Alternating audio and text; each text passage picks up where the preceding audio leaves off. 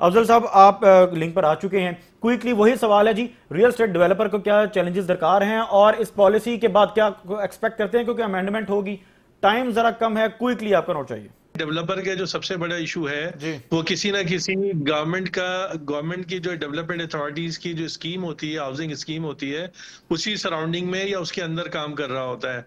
लेकिन जो पिछले दिनों देखा गया है, पिछले सालों में वो डेवलपमेंट अथॉरिटीज अपनी स्कीम को डेवलप नहीं कर रही होती, वह इंफ्रास्ट्रक्चर नहीं लेकर आ रही होती। मैं गवर्नमेंट सेक्टर की बात कर रहा हूँ, ठीक है। जो गवर्नमेंट की।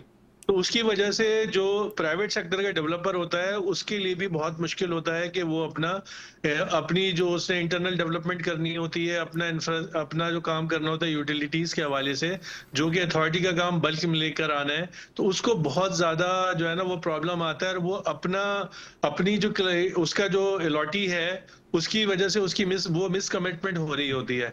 तो जैसा मैंने आपको पहले भी कहा कि मेजर प्रॉब्लम जो है ना वो गवर्नमेंट सेक्टर की तरफ से आ रहा है कि वहां पे जब वो अपनी जो अथॉरिटी है वो डिसफंक्शनल है, वो लियारी, चाहे वो एलडीए हो, एमडीए हो, कोई लाहौर की हो, अमेंडमेंट एक्सपेक्ट सीडीए कर हो, रहे हैं जी? वो नहीं। उसमें सबसे पहले तो मेरी तजवीज उसमें ये है कि जितनी भी उनकी गवर्निंग बॉडीज बनी हुई हैं, उस गवर्निंग बॉडीज के अंदर जो है ना प्राइवेट सेक्टर के लोगों को शामिल किया जाए, खास तौर पे जो स्टेक होल्डर्स हैं। ठीक है। यानी कि जो स्टेक होल्डर, क्योंकि जब वहां वो फैसला साजी होती है ना, तो फैसला जो है वो चंद बैरोक्रेट्स मिलकर कर रहे होते हैं। अच्छा। तो अगर वहाँ स्टेक होल्डर मौजूद होगा, अच्छा, स्टेक होल्डर मीन्स ये कि वो खुद भी जाहिर है उसके स्टेक्स लगे हुए हैं और उसके जरिए जो वहाँ लॉटीज हैं उनके भी स्टेक्स हैं। तो ये प्रैक्टिकल चीजें जो है ना, जब तक हम उसके ऊपर अमल दरामद नहीं करेंगे तो ये आगे नहीं बढ़ेंगे और ये चैलेंजेस अपनी जगह मौजूद रहेंगे। ठीक। फिर जैसा कि अभी थोड़ी देर पहले डेवलपर के टैक्स के हवाले से बात हुई, तो जी। देखें, जो किसी भी हाउसिंग स्कीम में आप प्लॉट सेल कर रहे होते हैं ना, तो उसकी अमाउंट जो है वो उसकी प्राइस, उसका रेट बहुत कम होता है। यानी सही। कि फर्ज करेंगे 10-15 लाख से लेके 20-25 लाख हाँ जी, रुपए तक के, तो स्टार्टिंग में कीमत कम वो होती। जी कम होती है। वो ग्रेजुअली वैल्यू फिर बढ़ती जाती है। तो उसके अंदर जो वो प्लॉट परचेज करने वाले लोग होते हैं वो ज्यादातर मिडिल क्लास और लोअर मिडिल क्लास के लोग होते हैं।